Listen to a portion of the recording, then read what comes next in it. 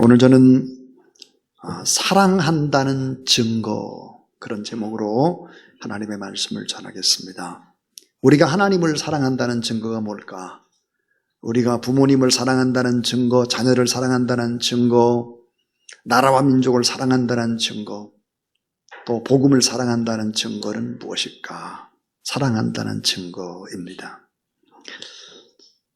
지난 9월 12일 날 86세의 나이로 천국에 입성하신 우리 조용기 목사님 9월 17일 날 발인 예배를 드렸습니다. 우리 조용기 목사님 동생이 글을 썼습니다.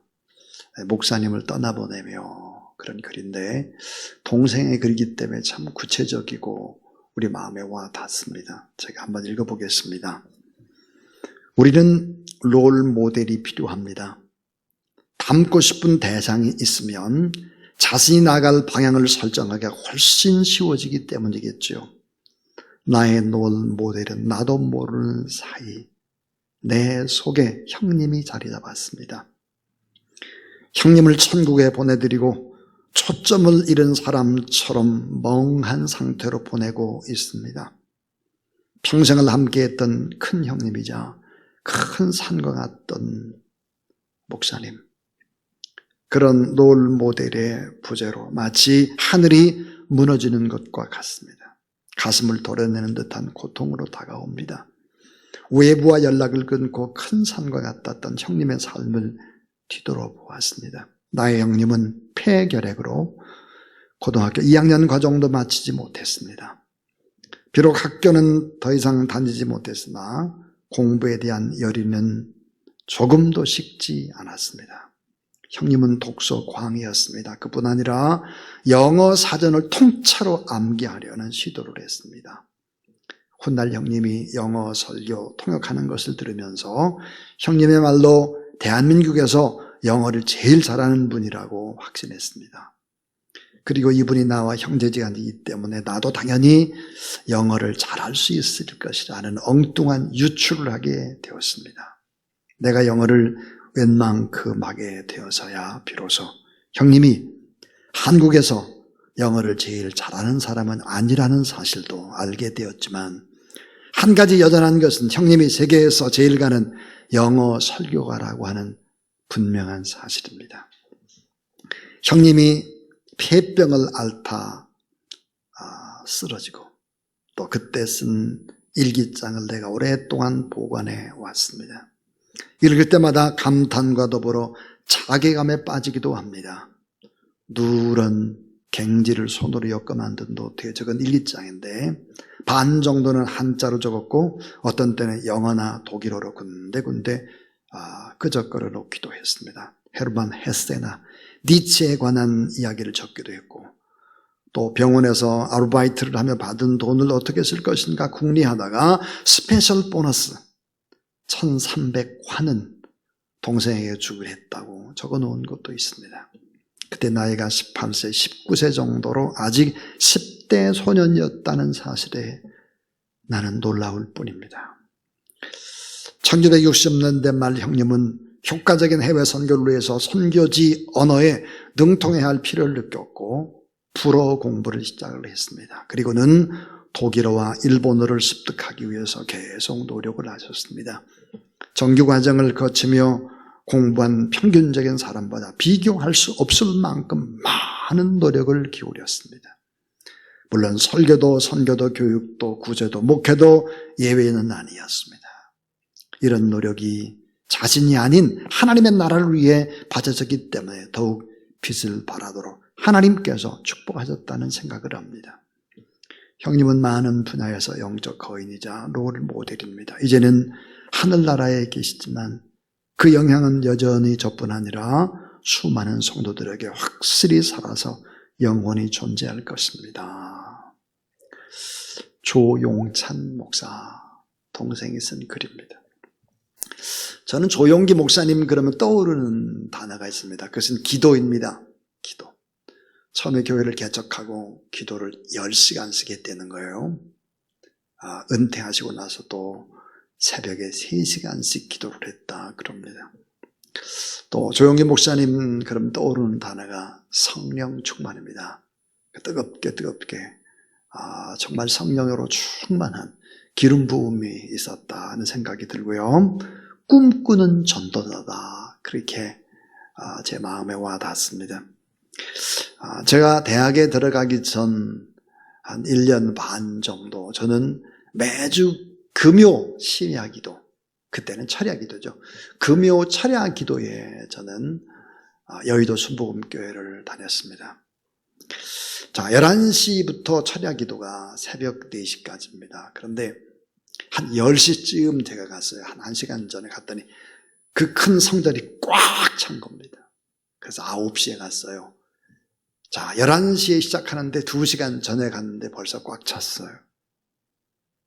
그래서 제가 좀 자리를 좀 차지해서 뜨겁게 하려고. 저는 원래 뒷자리 앉는 거 싫어요. 그래서 앞자리 주로 이제 앉는데, 그래서 8시 반까지 가고 막 그랬던 기억이 납니다. 4시까지 철야 기도를 하고 난 다음에 버스가 왔거든요. 기다렸다가 또 기도하고, 그리고는 이제 아침에 버스를 타고 왔던 그런 기억들이 새롭습니다. 자, 사랑하는 여러분, 하나님께서 우리에게 명령하는 것이 있습니다. 그게 뭘까요? 기도입니다. 기도하라. 근데 명령 정도가 아니라 강권하시죠. 성경을 자세히 읽어보면 강권 정도가 아니에요. 이거는 우리 자신보다 하나님께서 더 간절히 우리에게 기도를 원하고 기도를 간청한다는 거예요. 제발 좀 기도 좀 해. 제발. 간청하고 계신 주님. 성령을 주고 은혜를 주고 능력을 주고 축복을 줄 테니까 제발 좀 기도 좀 하지. 성경의 하나님의 마음입니다. 그래서 구하고 찾고 두드리라. 오직 성령 안에서 기도하라. 쉬지 말고 기도하라. 그러죠. 영국의 신학자인 포사이드는 이런 말을 했습니다. 우리가 범죄할 수 있는 가장 큰 죄는 기도하지 않는 것이다. 그랬습니다. 그러면서 이 포사이드는 기도는 하나님께 가장 쉬운 길이면서 가장 어려운 길이다. 그랬습니다. 자, 가장 쉬운 것 같지만 가장 어려운 것이 기도입니다. 왜 그럴 것 같습니까? 왜 쉬운 것 같은데 가장 어려울까? 기도가. 자, 하나님이 우리의 눈에 잘 보이질 않기 때문이에요. 음성이 계속 들리지 않기 때문입니다. 자, 언제 응답해 주실지 그 때를 잘 모르기 때문이에요. 동시에 전지전능하신 살아계신 하나님, 거룩하신 그분, 놀라운 권세자인 그분 앞에 죄인인 내가 서는 거예요. 하찮은 죄인이, 범죄하는 죄인이 어떻게 하나님 앞에 나와서 대화를 할 수 있을까?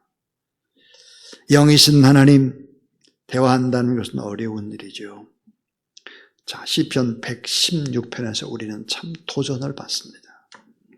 자, 오늘 이 말씀에 보니까 여호와께서 내 음성과 내 간구를 들으심으로 내가 그를 사랑하는도다. 그의 길을 내게 기울였으므로 내가 따라하세요. 내가 평생에 기도하리로다. 자, 우리가 사랑한다는 증거가 뭘까? 3가지 얘기를 하려고 그래요. 그 첫 번째는 사랑하면 하나님께 기도한다는 것입니다. 자, 여러분, 기도가 뭘까요? 사랑의 행위입니다. 사랑할 때 어떻습니까? 내가 누군가를 너무너무 사랑할 때 어떻죠? 너무너무 그리워해요. 그리고 사랑하는 사람을 만났습니다. 만나가는 시간이 벌써 지났어요. 금방 5시간 지나고 금방 10시간 지난 것 같아요. 좀 더 함께 있고 싶다, 그런 생각을 하죠. 또 만나면 어때요? 사랑하는 사람끼리 만나면 말이 많아요. 말이 안 되는 건데 막 호감을 가지고 막 그러냐고 그래서 뭐 모든 얘기들이 다 쏟아놔요. 말도 안 되는 소리 해요. 막 과장도 하고 막 거짓말도 하고 막 그래도 막 그러냐고 그러고 그러죠. 울고 웃고 그렇습니다. 사랑하는 사람과는 지구 끝까지 가겠다고, 무인도도 간다고, 어디까지 가겠다고 막 그래요. 안 그런 사람처럼 가만히 있는 거예요. 예, 다 그랬잖아요, 여기. 다. 예. 웃는 사람은 지금 사랑하는 사람이에요. 예. 자, 좋으신 하나님, 사랑의 하나님, 축복의 하나님, 너무 크고 자비롭고 위대하신 하나님 앞에 나가서 그분 앞에 앉는다는 거예요. 얼마나 좋은 일이에요. 얼마나 기쁜 일이에요. 사랑하는 그분 앞에 내가 있는데, 기도는 이런 것입니다. 그래서 사랑하면 기도하게 돼 있어요. 사랑하면 기도합니다. 자, 어머니가 사랑하니까 자식을 위해 기도하는 거예요. 사랑하니까. 사랑하니까 기도한다는 거죠. 근데 여러분, 사랑을 하게 되면 놀라운 변화가 하나 일어나요. 두 번째인데요. 따라하죠. 사랑하면 하나님과 거래하지 않는다는 거예요. 거래. 사랑을 하면 거래하지 않아요. 무슨 조건을 달고 타협하려고 하지 않는다 하는 것입니다. 사랑을 하면 거래를 초월하는 거예요. 엄마가 어떻게 자식을 사랑하는데 거래를 합니까? 무슨 조건을 붙여요? 오늘 우리는 종종 하나님 앞에 내 사랑의 대상, 영원한 사랑의 대상인 하나님 앞에 조건을 걸어요. 거래를 하려고 그래요. 자주 그래요. 어리석은 인간의 모습입니다. 한나는 하나님 앞에 거래를 합니다. 만약에 내게 아들을 주면 하나님 앞에 바칠게요. 거래해. 네. 자, 또 어떤 사람이 이렇게 기도해요. 사업하는 분들. 하나님, 이번에 정말 이 사업 잘 되면 내가 10의 3을 바칠게요. 이렇게 얘기하기도 하고, 이번에 내가 병 고치고 회복되면 내가 선교사로 나갈게요. 막 이러고, 어떤 사람은 아들, 딸이 이번에 합격을 하면, 아파트 당첨되면 막 이런 조건들을 막 붙여요. 하나님 이거 좀 해주세요. 막 그래요. 여러분, 이 조건을 붙여서 기도하는 것이 나쁜 것이 아니에요. 이런 조건을 붙여서 기도하는 것은 하나님이 기뻐하시고 하나님이 응답을 해요. 이 같은 기도는 나쁜 것이 아닙니다. 그러나 우리가 조금 더 생각을 해보면 정말 하나님을 사랑하게 되면 사랑의 행위로 드리는 기도는 하나님을 더욱더욱 사랑하게 되고 행복한 기도가 되고 그리고 모든 조건들을 초월하게 됩니다. 그리고 그 하나님을 내가 닮기 시작하죠. 마더 테레사가 이런 말을 했습니다. 자, 기도할 때만이 하나님을 사랑할 수 있다.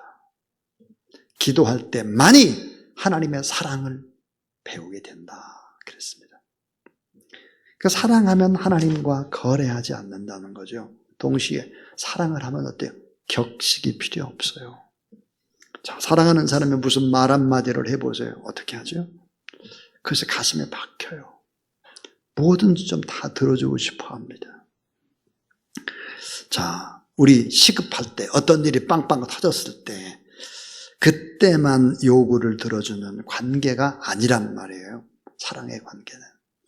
자, 자동차 뒤에나 밑에다가 싣고 다니는 예비 타이어, 스피어 타이어라고 하죠.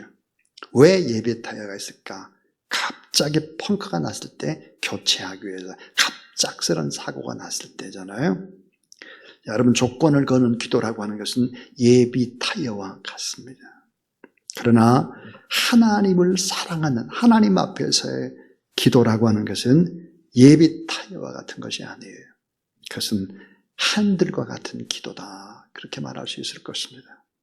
자, 손 안에 핸들을 잡고 내가 운전을 하는 것이죠. 그러니까 일상이 기도인 거야. 갑작스레 무슨 일이 생기면 어때? 하나님, 제가 이러면 안 되는데요. 금방 핸들과 같은 기도죠. 일상의 기도.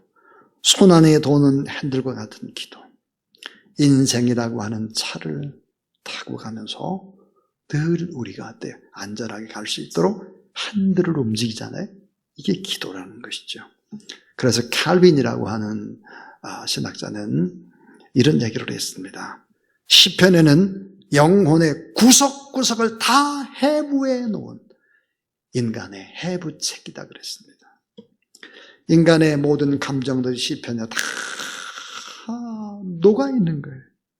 두려워 떨고 있는 인간, 분노, 불안, 근심, 사랑, 절망, 감사, 슬픔, 의심, 좌절, 분노, 원망, 저주, 눈물, 비통함, 죽음의 고통, 이런 것들이 다 배어 있는 것이 시편입니다.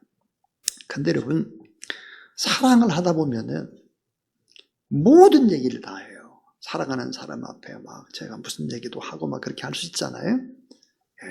그런데 여러분, 꼭 우리가 알아야 될 것이 있습니다.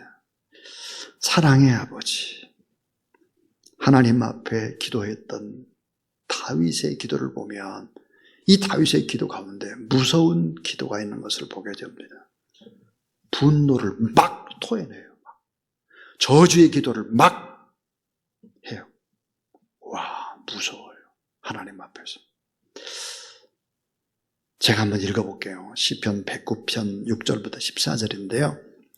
이렇게 기도해요, 다윗이. 지금 성경을 찾으려고 바스락거리면 이게 방해하는 거예요, 설교에. 어떤 분 저기 있어요, 지금 보니까. 바스락대면 안 돼요. 자, 시편 109편 6절에 보면 뭐라고 기도하냐, 이렇게 기도해요. 하나님, 많은 사람들이 저 원수를 좀 고발하게 해주세요. 재판받게 해주시고 유죄 판결받게 해주세요. 빨리 죽게 해주세요. 그 자식 고아가 되게 해주세요. 아내는 과부 되게 해주세요. 자식들은 또 따라다니다 거지 되게 해주세요. 폐허된 집에서 살다가 쫓겨나게 해주세요. 밥도 빌어먹게 해주세요. 빚쟁이들이 들이닥쳐서 모든 재산 다 약탈하게 해주세요. 사랑을 베푸는 사람도 없게 해주세요. 자손도 끊어지게 해주세요. 후대의 이름도 지워지게 해주세요. 그의 아버지가 지은 죄, 어머니가 지은 죄 다 지워지지 않게 해주세요. 이게 다윗의 기도예요. 와, 무서운 기도잖아요. 엄청난 기도잖아요. 여러분, 이 엄청난 기도, 이 같은 감정을 사람에게 쏟아놓게 되면 어떻게 되나? 이건 저주가 되는 거예요, 저주. 만약에 어떤 사람이 저를 위해서 기도한다고 이렇게 기도했다고 해봐요.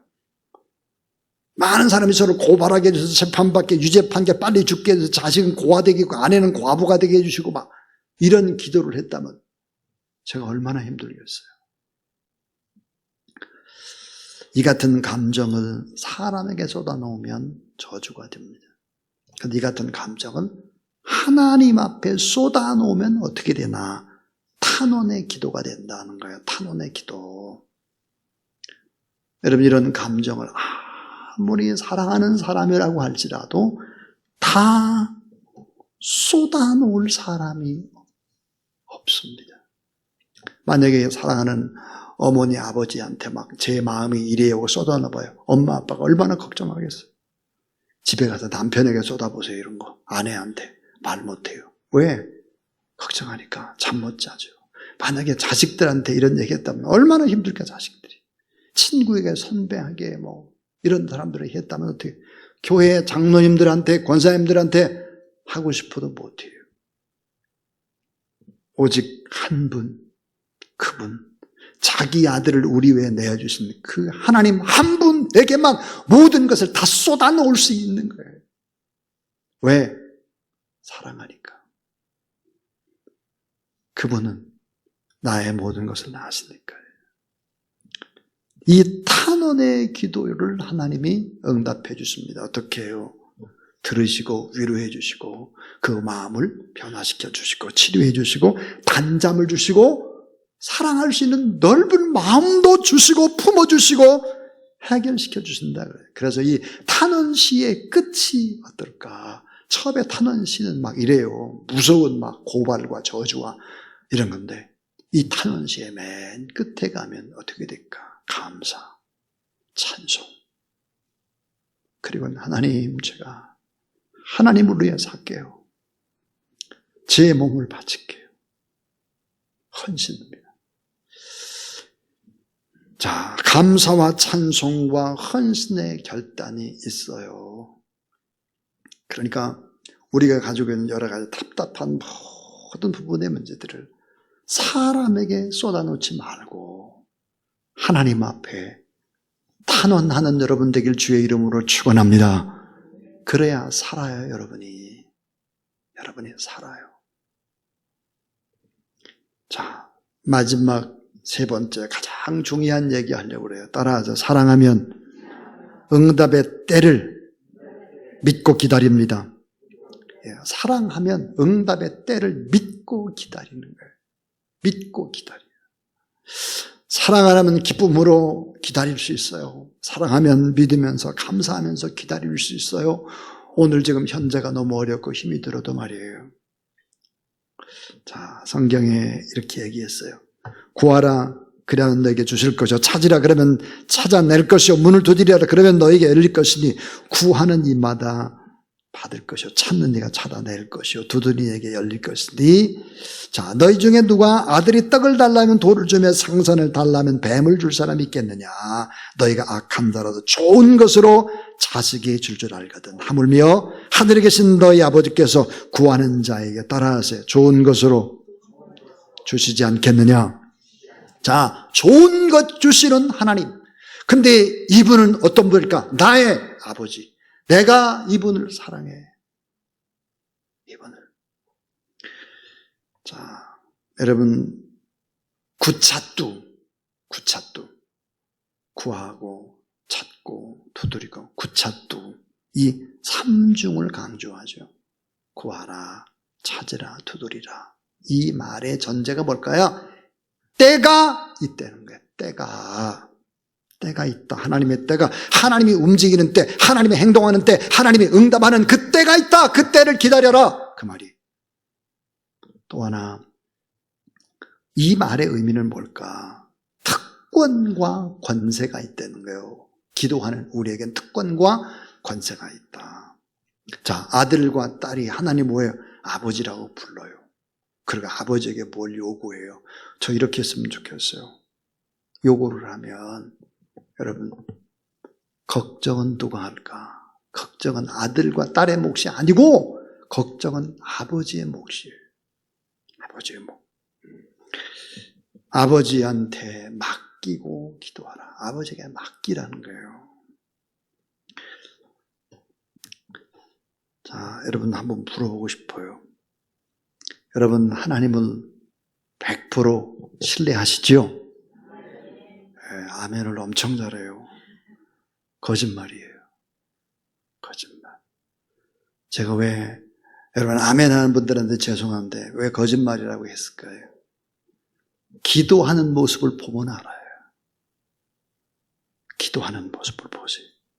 얼마나 하나님을 100% 신뢰하고 하나님의 뜻을 따르고 얼마나 하나님을 기대하고 그 때를 기다리는지.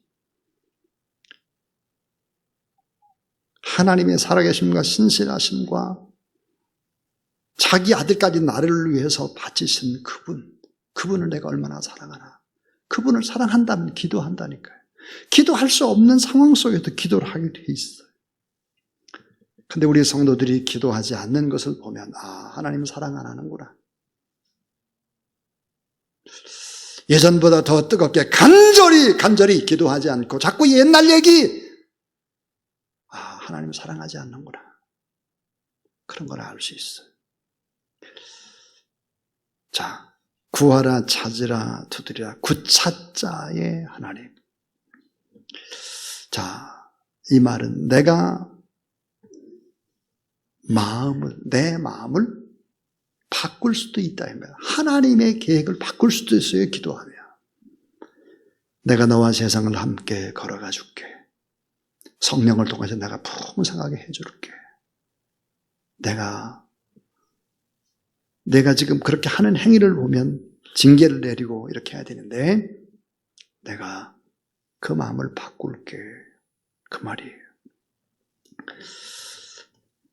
저의 아들과 며느리가 이제 나이가 40이 됐어요. 그런데 보니까 아이가 없어요. 아이가. 또 아이들이 이제 기도를 하고 또 작년 같은 경우는 어느 대학이 틀림없이 될 것 같은데 안 돼요. 또 원서를 내도 또 대학이 또 안 돼요. 대학 교수가 안 돼. 그럴 때마다 제가 하나님 앞에, 여러분 이건 제 솔직한 마음이에요.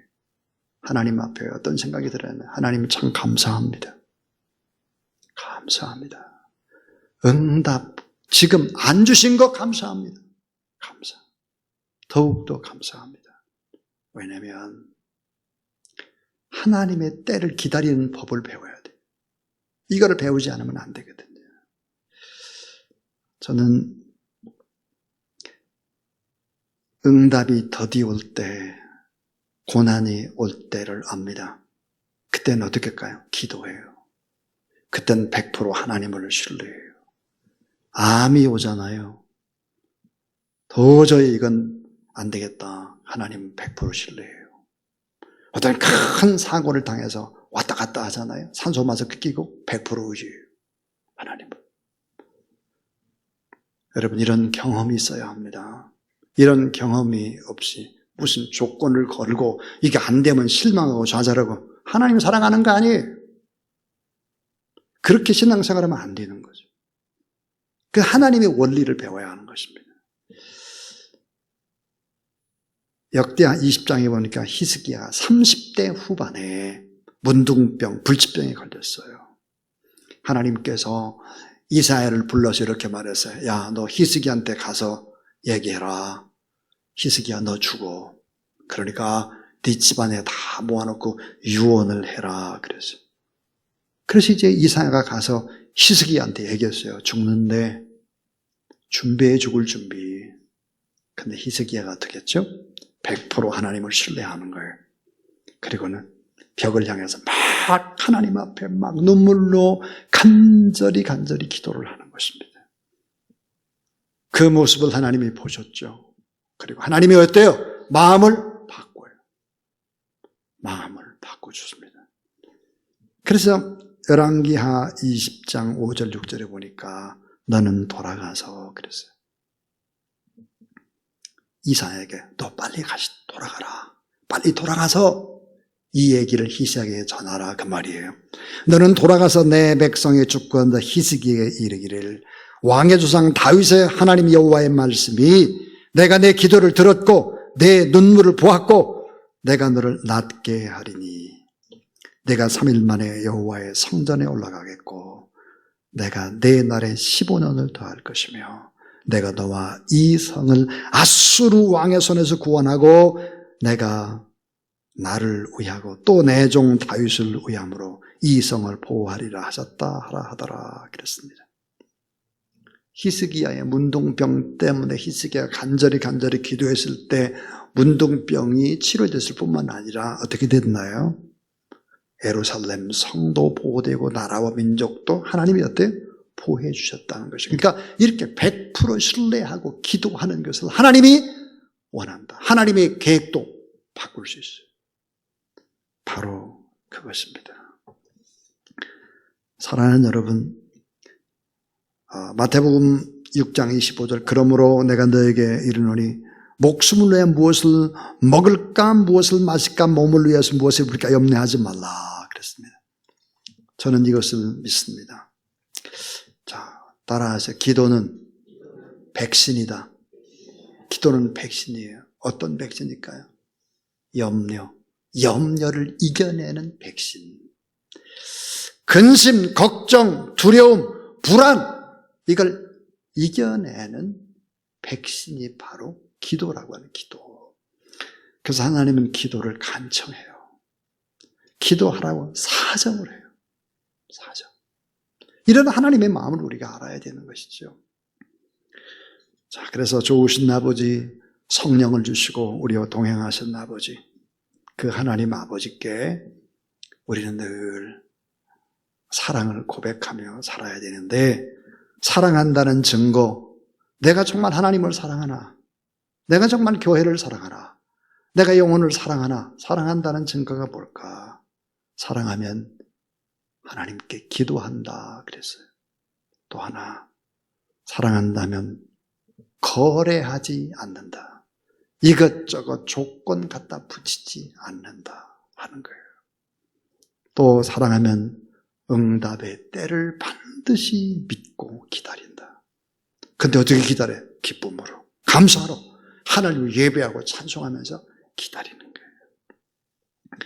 여러분, 더 주님을 뜨겁게 사랑하는 그런 여러분 되기를 주의 이름으로 축원합니다. 자, 이제 제가 칼럼을 기도 대신해서 읽고 마치겠습니다. 사랑은 미안하다고 말하는 것, 그랬습니다. 왜 어머님은 나에게 미안해, 너무 미안하다고 말씀하셨나? 어머님의 애잔한 소리가 들린다. 하나님의 사랑에 압도된 모든 사람은 모두가 다 빚쟁이였다. 모세도, 에레미야도, 다윗도, 바울도, 베드로도, 주님을 만난 사람은 다 죄인이라고 고백했다. 나는 사랑하는 어머님께서 천국으로 이사하신 후 빚진 나였음을 뒤늦게 실감했다. 갚지 못한 채무자였다. 우리는 모두 다 알게 된다. 문제는 깨닫는 때가 문제다. 빨리 알고 빚을 갚는 사람은 지혜로운 현자다. 사랑은 미안하다고 말하는 것이다. 평생 사랑과 큰 은혜를 갚지 못하는 빚진 채무자 되어 살아간다. 꼭 갚고 싶다. 더 늦기 전에 주님의 사랑